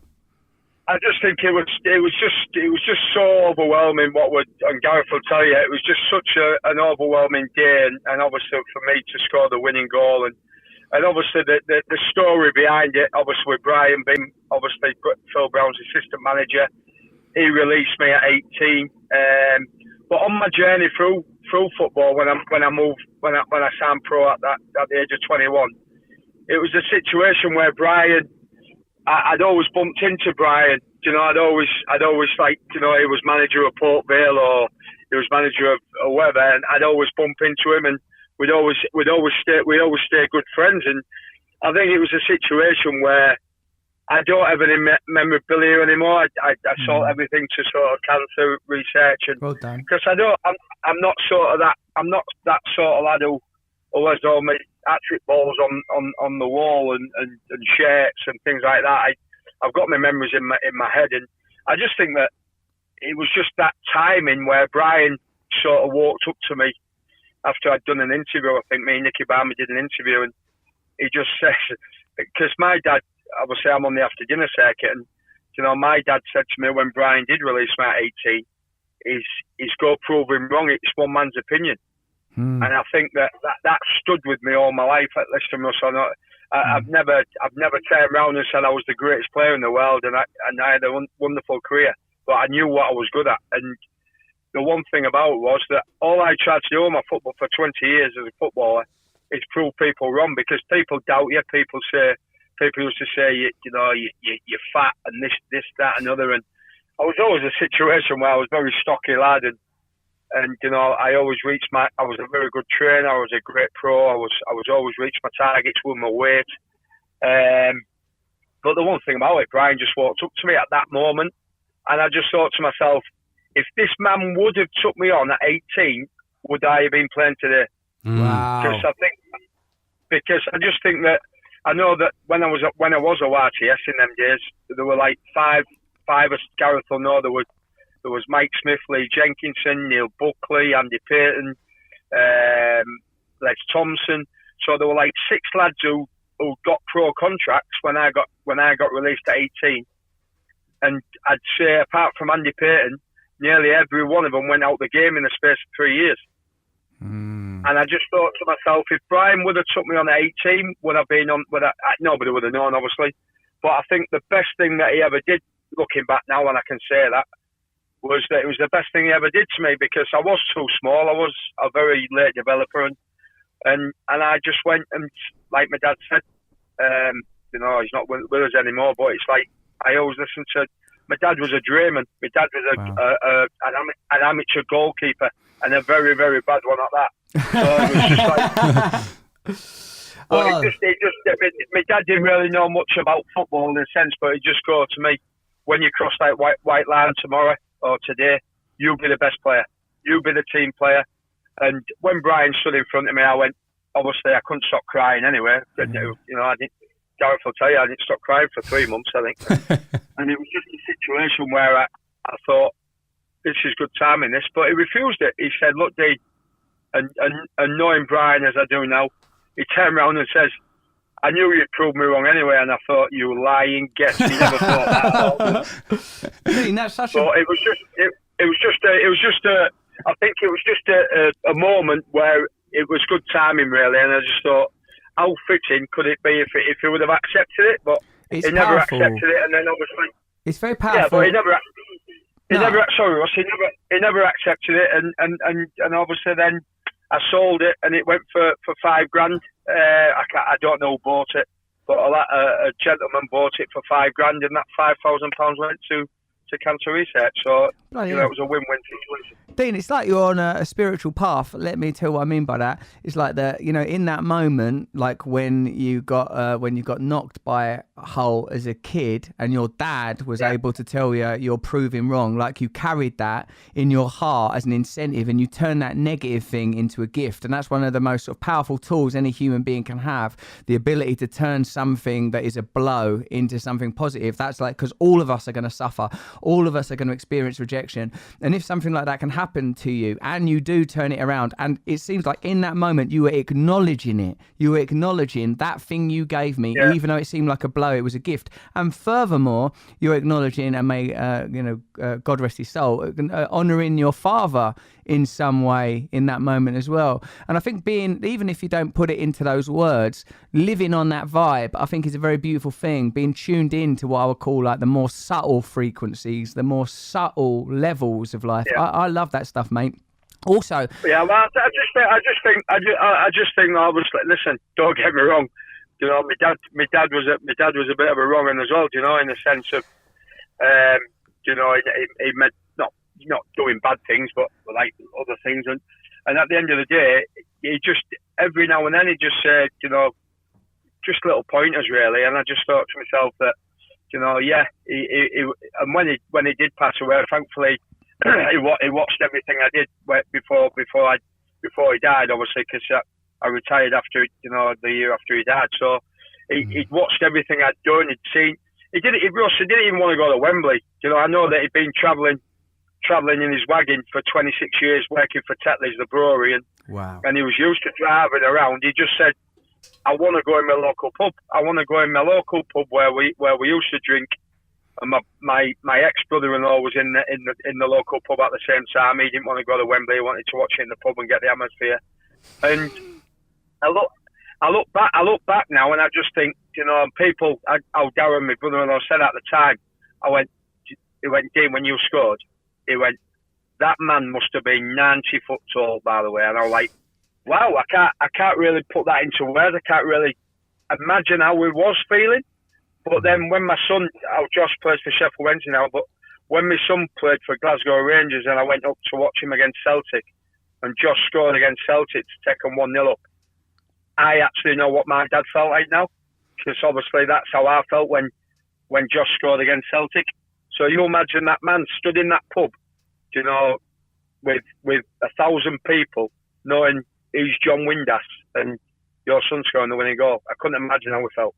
So football can be a vehicle for very, very powerful emotions, and you hear, of course the game is changing and is necessarily very inclusive and isn't so clearly drawn around gender lines as it once was. But I know that football is a very powerful thing. Speaking personally about between fathers and sons, it's like the idea that it connects you, even if it's not your literal father. In my case, it is my literal father. It's the idea of older men. I think that's one of the things. Like when you're a football fan, when you meet footballers, it's surprising as I get older that they're like kids now. Do you know what I mean? Because I always think of them as men. They're men. They're men on the screen. They're men on the field.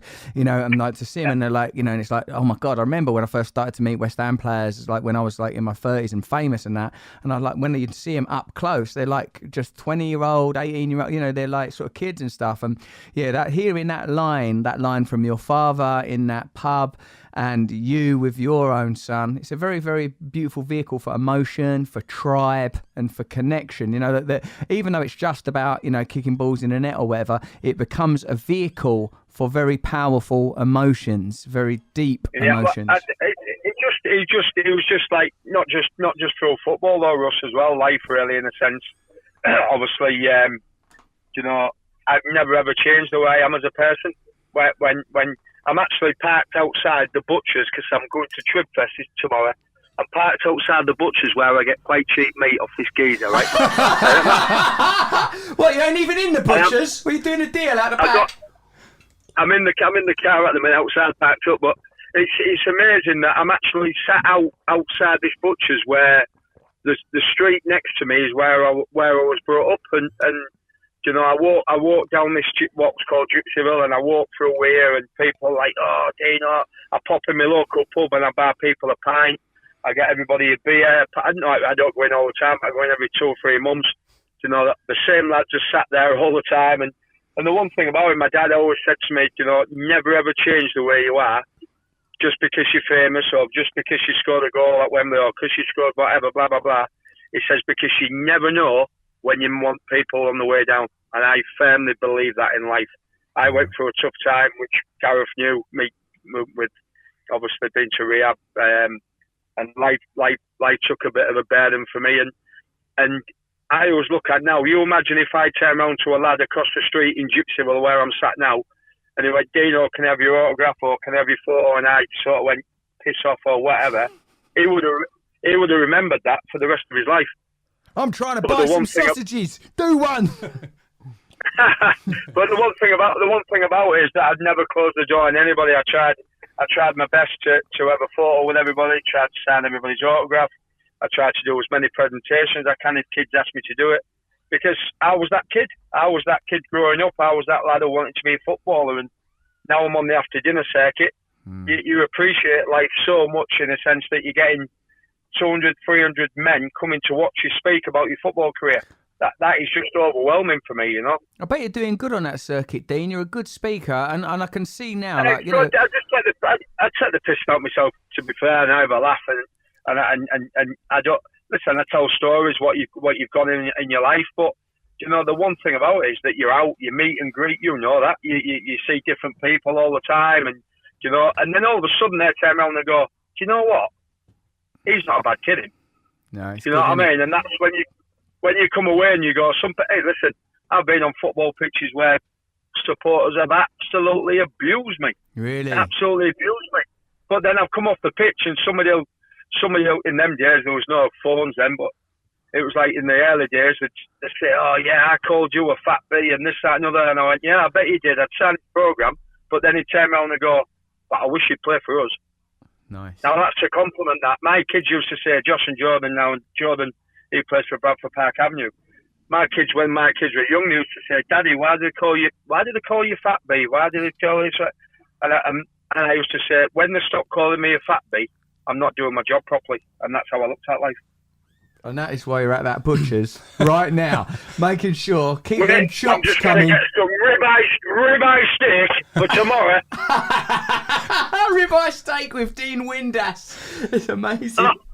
Dean, what do you think of Hull's chances this year? How do you see us going? I went to the game Saturday, Gareth. I got invited. It's the first time I've been back since, obviously, I left my ambassador role. Yep. Obviously, the first game was a great result against Preston, but they've just got Tom Ulston as a bit of experience, but I think they need a little bit more, Gareth, to be quite honest with you. I'm not going to speak out of turn. I tell the truth. And it's going to be a tough season, I think. The way that QPR played last Saturday, and the way that I look at when I was on the pitch, we had men on the pitch. You need down the spine of your team. You need men. We had Bowes in goal. We had Turner and Brown at the back. Ashby, then myself, then Nicky Barmby played for England. Young Fraser Campbell. We had right through the team. You had men, different types of men, and I just don't see that in this squad at the minute. I think there's just a lack of experience. It's going to be an up and down yo-yo season, I think, but listen, look, after Saturday's game, they were very poor. I don't know if you go to games now, but they were poor, but you've got to take your hat off to. I spoke to Les Ferdinand at the end and I went, you've got a chance this year, by the way, because they do pass it around and they played well. So, it's going to be a long season, but they're back in the Championship, are the Allams going to spend money? I don't think they will. So Hull are going to be one of the lowest budgets in the Championship, and that's when you do struggle. Yeah, I completely agree. I think obviously we all got a bit carried away by that first result. I don't think, Preston are necessarily all that this year. And obviously QPR are a lot of people's dark horses this year anyway. But nevertheless, I think you're right. And having Tom Huddleston back, you've got to hope has an effect in terms of his experience. But at the same time, there's a lot of young players in that team. And, the comparisons with, obviously, as you say, the team that went up via the playoffs is a million miles off. So it was a wonderful season last season, and hopefully we'll just about stay up. I think that would be a great result, is staying up in the Championship this year. Well, I just think, Gareth, listen, I do snack media, I work for Betfred, I do a lot of Premier League analysis, and it's a well-known fact in football, unfortunately, that every footballer has a level. So, at the minute, Hull City have got League One players, lack of experience. You could see that on Saturday, and there's only so far you can go. People talk about experience, but if you're a young player like that, Lewis Potter's a very, very good player, but they need a little bit more around him to help him. So, listen, every footballer has a level, and we'll see where it takes him. But as a Hull City fan through and through, never ever changed my life. I certainly hope they do stay up. Dean, it seems like you've spent your life really devoted to football, and even in this moment now, you have been giving a Hull City fan probably a moment you'll remember for the rest of your life. Undoubtedly. I met you once outside Boothry Park years and years ago. I think you might have been playing for Bradford at the time, actually, and the most I could muster was, "All right, Dean." That's the best I could do. Surely you remember that, Dean. Surely that stayed with you across the years, like your 3 red cards at Aberdeen. The moment when a bloke went, "All right, Dean." Dean. This sort of geezer walked up and he went, "All right, Dean," and that, you know what? I remember there was a lad called Gareth who said, "All right, Dean."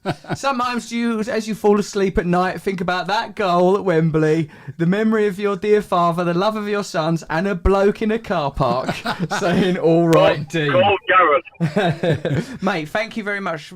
Dean, thanks for coming on. You're a fantastic communicator. I wish you the best of luck with everything. As you know myself, I don't drink or take the drugs no more.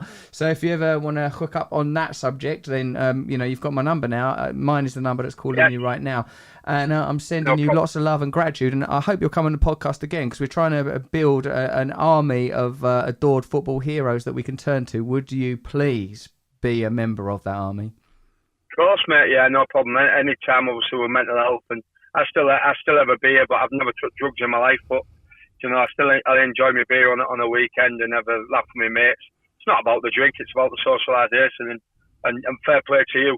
I know that you've had your problems, and there's a lot of people in the public eye who's had problems, but you're just normal blokes at the end of the day, That's right, and mate.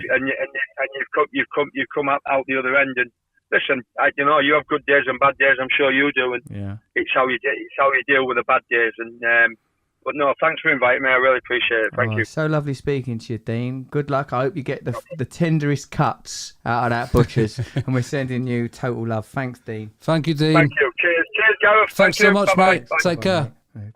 Bye. Not many podcasts can you say that we fulfill the dream of at least one person. How do you feel having spoke to Dean Windass? I think that went very well. I mean, I always knew this about Dean Windass. The emotional streak through that man. He's got a powerful emotional streak. He's living on a mythic level, isn't he? He's not kept none of his baubles or his trinkets or his trophies. He's given them away. Love that.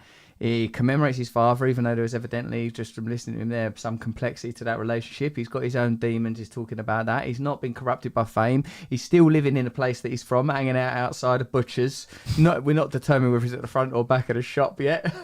I can see why he would be a person that you would have as a hero, because you want him to represent something, don't you? Like that's what it is. Wherever you're taking your heroes from, even if they're from pop culture or whatever, but in football, say someone like Di Canio, like and sort of joked about, there's stuff about Paolo Di Canio and that, but there's something about his sort of powerful, passionate individualism and his sense of fair play, the famous moment against Everton, and all of that.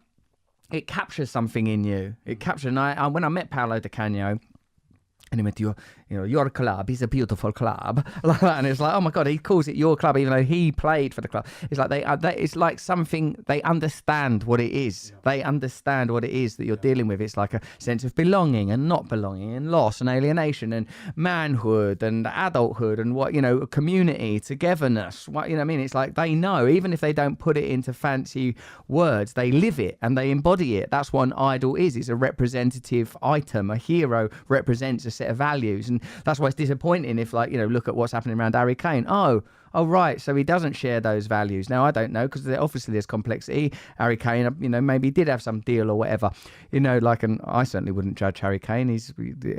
Having been a person that's been famous and been judged enough, there's complexity to it. But speaking about that idea of the hero, I like it when a hero got a little wound like that, Dean Windass. It's nice, man. No, it was wonderful. That was genuinely a dream come true. Thanks for making that happen, Jen. Well done, Jen, for cyber stalking Windass till he yielded. Now, who are we going to do? Who's it? I mean, next week's show. What a show it's been. We've covered genuine football news. We've had Dean Windass on. We've had Bobbyy Zamora on. Keep up all these places. We've discussed badges. That was a good bit, I thought. Good bit. We've actually did a roundup of the footballing news. We read out tweets. We want you to review this show. Wherever you get your podcast, please subscribe to Football Is Nice. Share it around with your friends. Give it a 5-star review. No lesser reviews than that. Think of the emotion in Dean Windass's voice. Think of the beautiful casual glamour of Bobbyy Zamora. Think of the subtle tears welling in Gareth Roy's eyes and think, is that not worth 5 stars? Think even of Jenny May Finn playing walking football, running home from walking football, the Jenny May Finn paradox. If you've got any suggestions for which club we should crowdfund and take over, that's the grand plan of Football Is Nice, to get a foot in the door. By episode 10. By episode 10, we will know. I mean, it's going to take a while to get it. But remember, it could be a club of any level. Could be a little children's club. Could be that walking one. Yeah, they could do the walking football. They're called the pacemakers. Right, and I'm the new gaffer of the pacemakers. I need to see. Right, you, wide left. I need you to cut inside and, for God's sake, run. Play the ball into space and cover some distance. Track back. Let's find out who it is. Could it be Maidenhead, Jen? You could find out. We could speak to Alan Devonshire. He's another West Ham legend. We could we could talk to the people that own what's it called, FC United, or that one in Dulwich, all them fan-owned clubs. And it don't even have to be male football. Could be female football. Do a female team. Buy a female team. We'll get both. Get both. Female team's probably only going to be a lot cheaper. You sexist. Yeah, exactly. No, it's because of capitalism, isn't it? That's not actually to do with gender. That's to do with sexism. But then hold on a minute. Capitalism is capitalism itself. Oh, we'll sort that out next week. Next week's show. Is capitalism inherently sexist? Yeah. And is it nice? Is capitalism nice? Could it ever be called nice? Would football exist but in the same way without it? Not in the same way, Jen. But I think the things that are beautiful about football are not about capitalism. Some of the things that are spectacular about football are about capitalism. The way it's presented, the highly played, near billionaire players. But the things that are beautiful is the things that's evident in the voice of Dean Windass, in the glory of Bobbyy Zamora, in the near tears of Gareth Roy. He's building up to the end. Someone knows how to do a late goal that sends us into the top flight. It's not only Windass and Zamora, the men that score the vital playoff goals that take you to the top flight. Please follow us, please subscribe, and use the hashtag Football Is Nice. You decide on whether to capitalise the N or not. Don't capitalise the I, either it looks like 3 L's, it's confusing. Don't ever do that. That's the last thing any of us need. And send us your reviews. We will read your reviews, your tweets and your posts. Football is nice, is it, Gareth? Oh, it really is.